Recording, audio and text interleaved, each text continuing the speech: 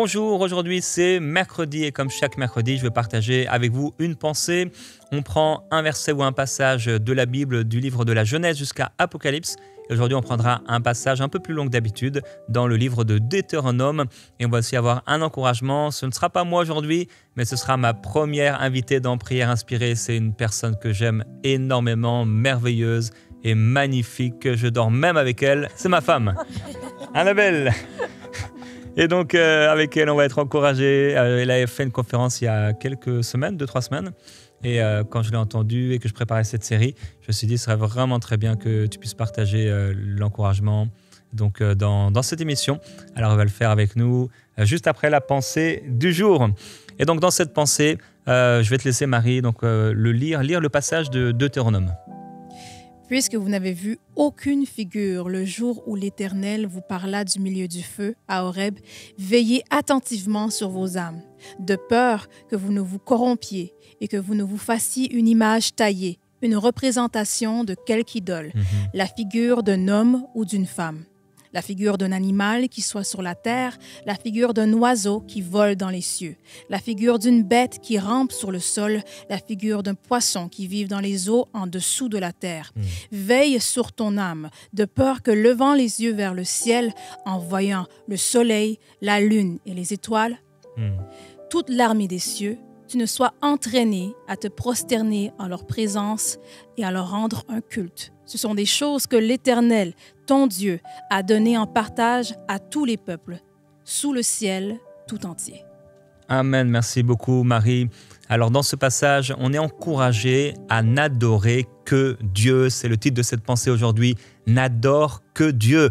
Je me souviens avoir eu une courte discussion, avoir entendu une personne qui disait « Nous à la maison, on ne veut pas de bande dessinée, on ne veut pas de rien, aucune image, parce qu'il est écrit dans le livre de Deutéronome qu'on ne doit faire aucune image de ce qui est dans les cieux, sur la terre. Alors les pauvres enfants n'avaient pas le droit d'avoir des bandes dessinées avec des poissons, etc., etc. » Bien sûr, ce n'est pas ce que veut dire ce texte. Ce texte de Deutéronome nous encourage à n'adorer que le Seigneur. On peut avoir une image d'une étoile sans adorer l'étoile, mais à partir du moment où cette image ou cette statue de quelque chose, que ce soit un animal ou quoi que ce soit, nous amène à nous consacrer ou à vouer un culte ou une forme d'adoration quelconque à cette chose, à ce moment-là, Dieu ne peut pas approuver cela.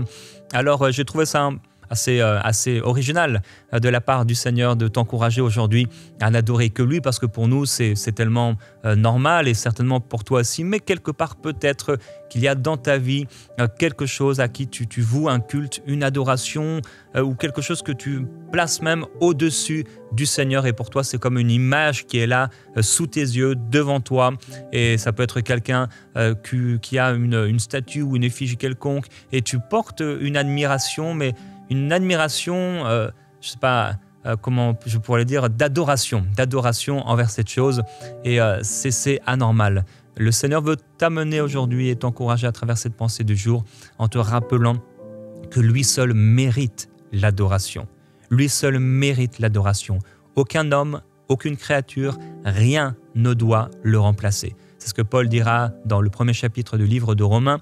Il dira qu'ils ont adoré la créature au lieu du Créateur. Quand quelqu'un même que nous aimons devient comme un créateur, comme si c'est quelqu'un qui prend la place de Dieu, il y a un problème.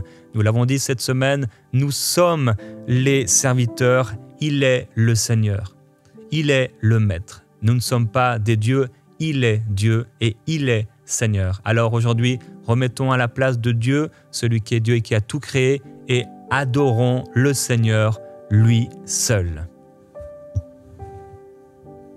Je veux t'adorer,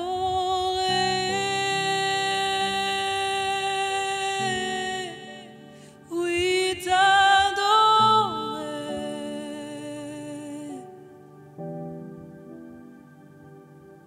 ma raison de vivre, c'est de t'adorer.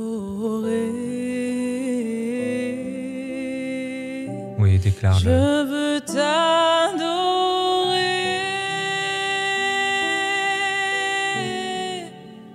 oui t'adorer,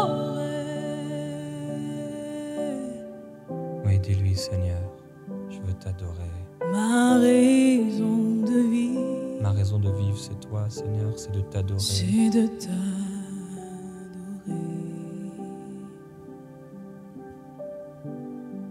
Seigneur, aujourd'hui, tu veux ramener quelqu'un à l'adoration parfaite, qui t'est agréable.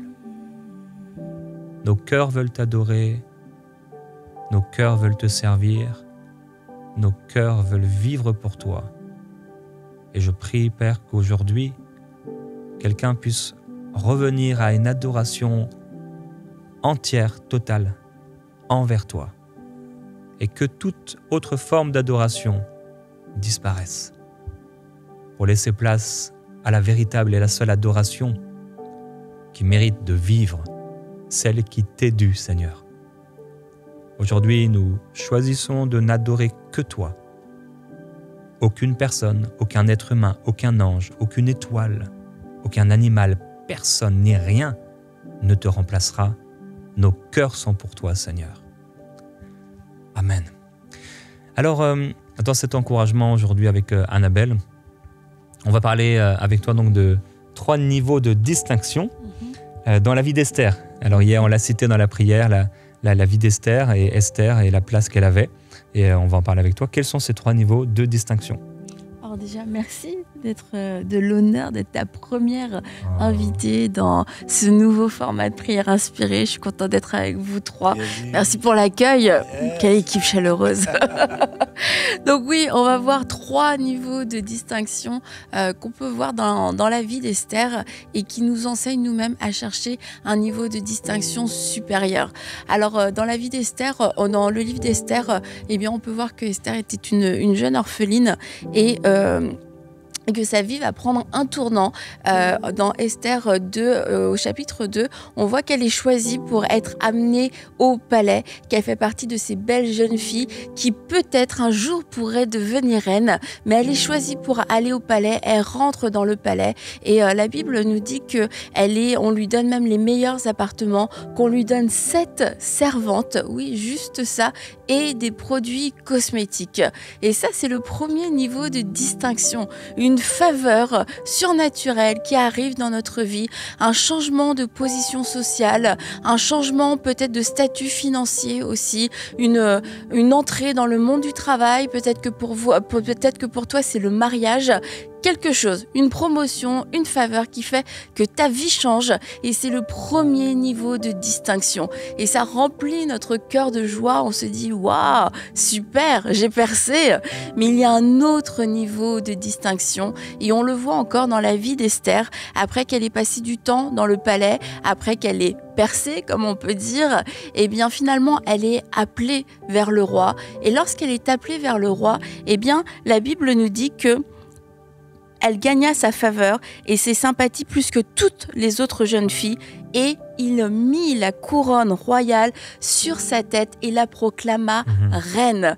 Esther a été proclamée reine. C'est le 2e niveau de distinction, le couronnement. Imaginez, cette Esther était une jeune fille qui avait été orpheline. Elle se retrouve au palais et non seulement elle est au palais, mais maintenant elle devient reine. Quel niveau de distinction! On se dit le couronnement, c'est le niveau suprême de la distinction et peut-être que pour toi c'est cette promotion, c'est le fait que tu sois plus une assistante, mais tu es devenue ton propre boss, tu as lancé ton entreprise, tu étais choriste, c'était ton premier niveau de distinction et aujourd'hui tu es devenu leader de louange et là tu te dis c'est le couronnement, ah yeah, j'ai atteint le niveau suprême de la faveur, j'ai été couronnée reine et je veux m'arrêter ici parce que finalement j'ai tellement d'avantages, j'ai de la reconnaissance, j'ai un titre, j'ai une position, j'ai de l'influence, j'ai de l'autorité. Mais pourtant, ça ne s'est pas arrêté là dans la vie d'Esther. Et c'est dans ce niveau de distinction, ce 3e niveau de distinction, que je veux t'encourager à aller et à dire, et que ce soit une prière dans ton cœur aussi, de dire, je veux ce 3e niveau de distinction. Ce 3e niveau s'est manifesté lorsque Esther a été reine et qu'elle a choisi de dire, eh bien, si je dois mourir, je vais mourir. Si je dois prendre le risque de mourir pour mon peuple qui est sous une menace, qui est prêt à se faire éradiquer de façon injuste, eh bien je suis prête à mourir. Je suis prête à prendre tous les bénéfices, tous les avantages que la distinction m'a apportés en entrant dans le palais, en devenant reine. Eh bien je suis prête à renoncer à tout ça pour pouvoir dire « Seigneur, je m'abandonne complètement entre tes mains. Je suis prête à renoncer à cette couronne. Je suis prête à renoncer à tous mes avantages, à toute ma sécurité, à tout ce que j'ai cru être le niveau suprême de la réussite et de dire si je dois mourir, eh bien, je vais mourir. » Et ça, c'est la distinction suprême, le troisième niveau de distinction. Et en fait, c'est le niveau qu'on voit que Jésus a appliqué lui-même dans sa vie. Donc Philippiens 2,5, on peut lire ensemble « Lui qui est de condition divine, il n'a pas regardé son égalité avec Dieu comme un butin à préserver. Il s'est dépouillé lui-même en prenant une condition de serviteur, en devenant semblable aux êtres humains.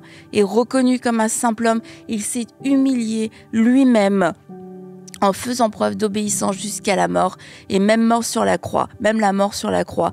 Et c'est pourquoi Dieu l'a élevé et à la place la plus haute et lui a donné le nom qui est au-dessus de tout nom. C'est le modèle de Jésus-Christ. Le fait de s'humilier et se dépouiller soi-même. Le fait de ne pas regarder ce qui compte pour moi, ce qui était pour moi un avantage, ce qui était pour moi la faveur suprême comme quelque chose à préserver. Mais comme Jésus, être prêt à laisser ça de côté. Pourquoi ? Pour pouvoir servir les intérêts de Dieu. C'est ce troisième niveau de distinction que nous devons chercher. C'est ce troisième niveau de distinction dans lesquels nous serons pleinement accomplis. Alors oui, nous pouvons vivre le premier niveau, l'entrée dans le palais. Nous pouvons vivre le deuxième niveau, le couronnement, mais cherchons à vivre le troisième niveau de distinction. Ne nous arrêtons pas au palais, ne nous arrêtons pas au couronnement, mais cherchons à vivre ce niveau où nous sommes prêts à complètement nous dépouiller. Nous sommes prêts à nous humilier.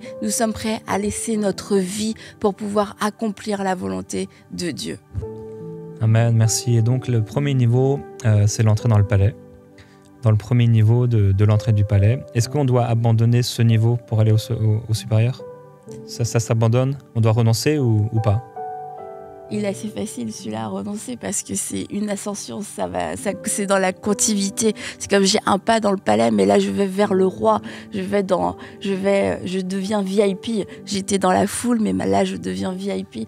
Donc c'est pas un grand renoncement. Et du coup, dans le premier niveau, qu'est-ce qui se passe ? Résume-nous ce qui se passe dans le premier niveau. Dans le premier niveau, c'est que j'ai pris l'exemple de choriste. Tu chantes, tu es dans l'église et là d'un seul coup, tu rentres dans l'équipe de louange. Ça, c'est le premier niveau. Ouais, c'est le premier niveau. Tu rentres dans l'équipe de louange, tu te dis « Ah, c'est trop bien !» Avant, j'étais avec tout le monde là dans la foule, je chantais. Mais maintenant, je suis sur le stage et je chante. Et tu vas y aller au deuxième niveau. Ouais, vas-y, ouais. Et là, dans le deuxième niveau, c'est que t'as été choriste et puis t'as servi, t'as été fidèle, t'as été là et d'un seul coup on te dit « Ah, je t'ai vu, je t'ai entendu, j'ai vu ton cœur, j'ai vu comment tu étais. » Et puis ça vient de Dieu, hein. Ce sont des niveaux de distinction qui viennent de Dieu, c'est pas des choses qu'on cherche, c'est la faveur de Dieu qui se manifeste dans notre vie et là on te dit « Ok, maintenant on aimerait que tu sois leader de louange. » On aimerait que tu sois, que tu ne sois plus une choriste, mais que tu sois leader et que tu puisses le visage de la louange. Et bien là, tu te dis, waouh, j'ai vraiment percé. Merci Seigneur. Merci parce que c'était le rêve que j'avais dans mon cœur. Ça répondait aux prophéties qu'on m'avait données, aux paroles qu'on m'avait données. Et tu te dis, aïe, j'ai réussi. Et c'est là où on arrive au niveau du renoncement. Et en dehors de la louange, ça pourrait être quelqu'un... Quel autre exemple tu pourrais donner au niveau de, je sais pas, de...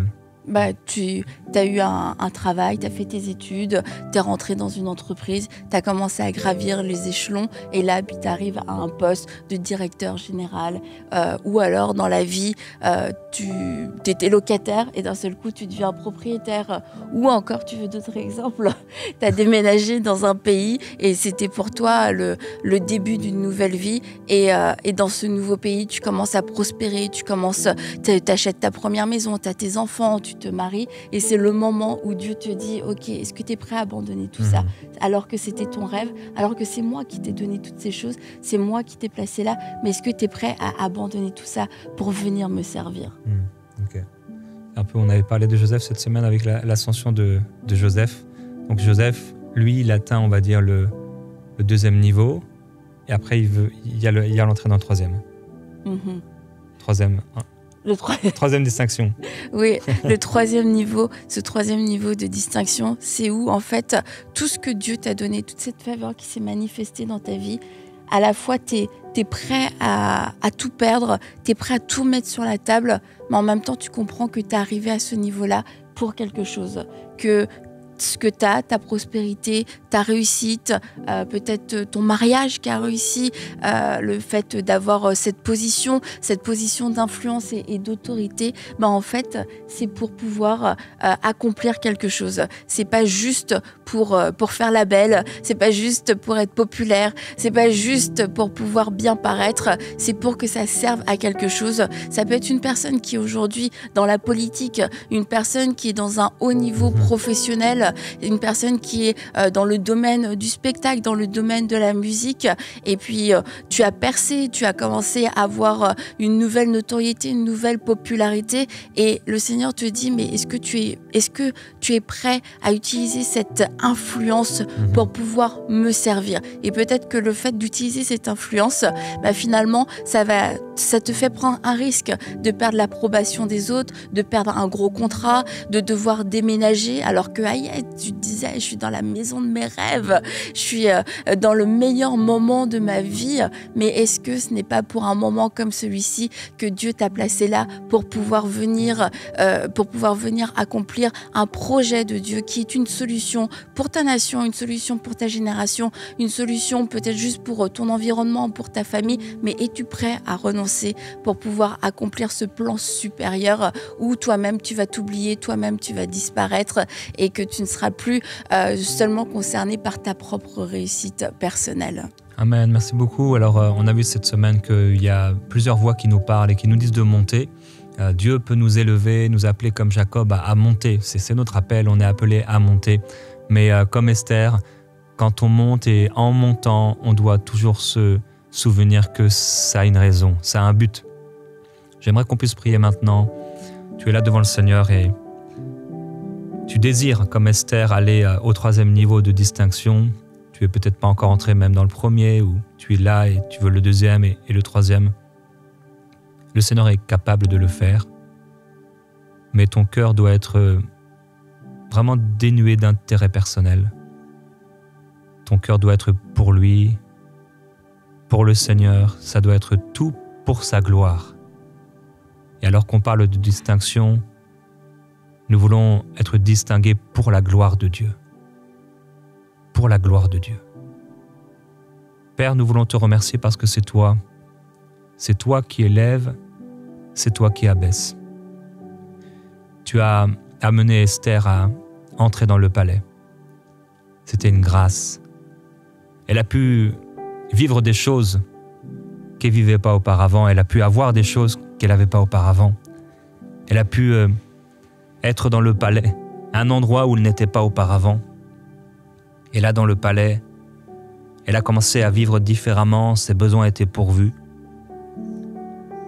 Elle a commencé à goûter des choses qu'elle ne goûtait pas, à manger des choses qu'elle ne mangeait pas, à profiter de choses dont elle ne profitait pas. Elle avait enfin ce qu'il fallait pour pouvoir avoir des produits cosmétiques, des bijoux, des habits. Mais il y avait quelque chose de plus pour elle. Il y avait la royauté. Il y avait un autre niveau. Je prie pour quelqu'un, Seigneur, qui s'est satisfait de ce premier niveau. Il est simplement heureux, elle est heureuse parce que tu l'as béni et cette personne a une voiture, cette personne a une maison. C'est un chrétien qui a simplement les choses dont il a besoin. Mais il y a plus. Il y a plus, Seigneur. Je te loue parce que tu nous as choisis, tu nous as mis à part. Mais il y a un deuxième niveau. Père, ne nous permets pas de rester dans le premier niveau, ce premier niveau où on est là et on profite, ce premier niveau où on est là, on est béni et on vit dans la bénédiction, mais il y a une plus grande bénédiction, il y a quelque chose de plus grand. Et qu'on puisse prier maintenant pour le deuxième niveau, avec toi Annabelle, ceux qui sont dans le deuxième niveau ou qui y aspirent. Seigneur, on veut te remercier pour tout ce que tu as fait dans nos vies, pour cette faveur qui s'est manifestée, cette faveur surnaturelle. Toi qui nous as amenés sur des lieux élevés, toi qui as ouvert des portes pour des promotions inattendues. Ces choses sont venues de toi et c'est toi qui nous as placés. Mais Seigneur, je prie que nos cœurs ne s'attachent pas à ces choses, que nos cœurs ne s'attachent pas à une position, ne s'attachent pas à un titre. Seigneur, nous voulons plus parce que tu ne nous as pas amenés au couronnement pour que nous puissions nous asseoir confortablement sur un trône, pour que nous puissions seulement jouir des meilleures productions du pays.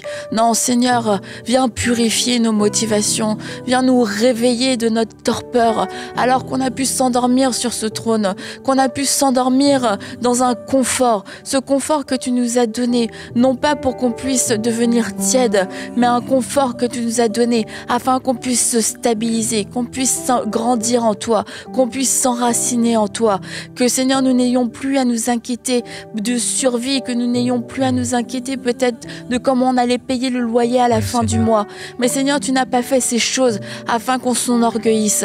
Tu n'as pas fait toutes ces choses afin qu'on devienne léger avec toi et qu'on puisse vaquer, qu'on puisse prendre nos temps pour des choses tellement vaines de la vie, qu'on puisse aller d'occupation en occupation, de vacances en vacances, de choses futiles, Seigneur, en choses futiles. Non, Seigneur, tu nous avais donné toutes ces choses afin qu'on puisse s'approcher de toi, qu'on ne soit plus inquiet du lendemain, mais qu'on puisse te chercher avec un cœur qui ne soit pas partagé.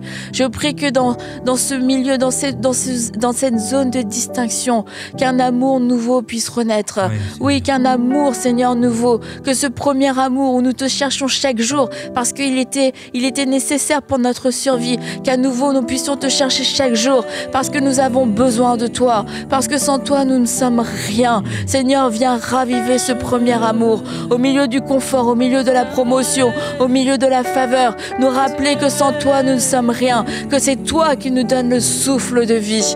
Oui, Seigneur, viens ranimer et viens souffler, Seigneur, afin de me dépouiller, afin que je sois prêt à me dépouiller de toutes ces choses vaines, de toutes ces choses, Seigneur, dans lesquelles j'ai mis une forme d'affection, dans lesquelles j'ai perdu mon temps. Oh Seigneur, viens me réveiller et viens purifier mes motivations. Qu'à nouveau, Seigneur, qu'à nouveau, je sois enflammé pour toi. Qu'à nouveau, ma première pensée soit sur toi, soit pour toi. Et ne sois pas endormi au milieu de tout ce confort. Oh Seigneur, tu ne m'as pas amené ici afin que je devienne une reine, afin que je devienne un roi passif et endormi. Non, Seigneur, tu nous as amenés ici pour plus. Pour plus. Viens réveiller en nous notre esprit. Viens réveiller en nous ton esprit, oui. Ton esprit qui nous agite. Ton esprit qui nous fait dire, il y a plus. Il y a plus. Je veux plus. Je ne veux plus me contenter de ça. Je veux aller vers ce troisième niveau de distinction. Je veux qu'à nouveau mon cœur puisse s'ouvrir. Que mes yeux puissent s'ouvrir sur tes intérêts. Sur les causes qui font vibrer ton cœur. Oui, Seigneur, je veux à nouveau être disposé à savoir, mais quel est cet appel, quelle est cette chose que tu m'as donnée, quel est ce rêve que tu m'as donné, afin d'être prêt à me dépouiller, être prêt à me sacrifier, être prêt à jeter ma couronne, être prêt à renoncer à cette couronne, afin de me lever et de dire comme Esther, si je dois mourir, eh bien je mourrai. Si je dois me sacrifier, eh bien je me sacrifierai. Oui, Seigneur, c'est dans ce niveau de distinction que je veux entrer, ce niveau le plus élevé, ce niveau de distinction dans lequel je disparais, ce niveau de distinction dans lequel mes intérêts disparaissent, ce niveau de distinction où je ne prie plus pour moi, où je ne suis plus concerné par ma propre vie, ma propre sécurité, mon propre confort, mais où je dis, Seigneur, si je dois mourir, je mourrai, parce que si je dois accomplir ta destinée, si je dois accomplir mes plans, en me dépouillant de cette couronne, eh bien Seigneur, je vais le faire. Cette couronne, tu ne l'as pas donnée afin que je puisse la tenir dire que ce soit mon plus grand trésor. Non, car c'est toi mon plus grand trésor. Et je veux me rappeler, c'est toi mon plus grand trésor. Seigneur, tu nous as donné une couronne, non pas pour nous enorgueillir, non pas pour être des rois, des princes, des dieux, mais cette couronne, elle est là pour un mandat, elle est là pour une mission. Et je prie pour quelqu'un aujourd'hui à qui tu as donné une couronne. Tu lui as donné une couronne, tu as fait d'elle une maman, une mère, tu as fait de lui un père, tu as fait de lui un responsable au travail, tu as fait d'elle une directrice. Et Seigneur, tu lui as redonné une couronne, des couronnes qu'il porte et parfois qu'il porte avec fierté. Mais tu veux que cette couronne, cette position que tu leur as donnée puisse faire participer, puisse faire travailler le mandat et la mission pour laquelle cette couronne a été posée sur leur tête. Père, merci parce que c'est toi qui nous bénis et il n'y a pas de père sans enfant, il n'y a pas de père sans fils, sans fille, mais un père l'est parce qu'il a enfanté. Alors si la couronne a été donnée à quelqu'un, c'est non pour être fier de cette couronne, mais c'est pour enfanter, c'est pour faire du bien à ceux que tu as mis. Seigneur, tu as dit à Pierre de prendre soin de tes brebis, de tes agneaux. Et alors que tu as donné à Pierre cette couronne, que tu lui as donné cette place, cette position dans ton royaume, c'était pour servir les autres. C'était pour accomplir son mandat, sa mission. Je prie pour quelqu'un qui a la couronne, mais qui n'accomplit pas sa mission. Je prie pour quelqu'un, Seigneur, qui est là dans le palais, qui est béni, qui a été positionné, élevé, mais il n'accomplit pas son mandat. Il n'accomplit pas sa mission. Il met le talent en terre, elle a caché son talent en terre. Et le Seigneur te dit, depuis combien de temps as-tu caché ton talent et combien de temps encore vas-tu le laisser en terre? Il y a une femme à qui le Seigneur a donné le don d'écriture, le don de créer. Il y a un homme à qui Dieu a donné le don de gestion. Et ce don est enfermé alors que l'Église en a besoin. Tu as enfermé ce don. Le Seigneur en a besoin. Comme de l'âne dont il avait besoin pour entrer à Jérusalem. Le Seigneur a besoin de ce don dans ta vie pour son Église, pour son royaume. Utilise ce talent. Utilise ce talent. Dieu t'a distingué afin de pouvoir être utile. Il fait de toi un vase d'honneur afin de te rendre utile.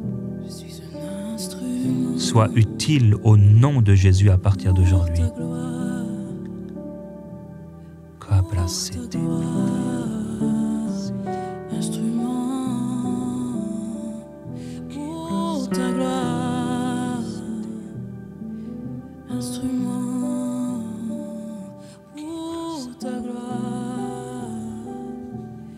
Utilise-moi, utilise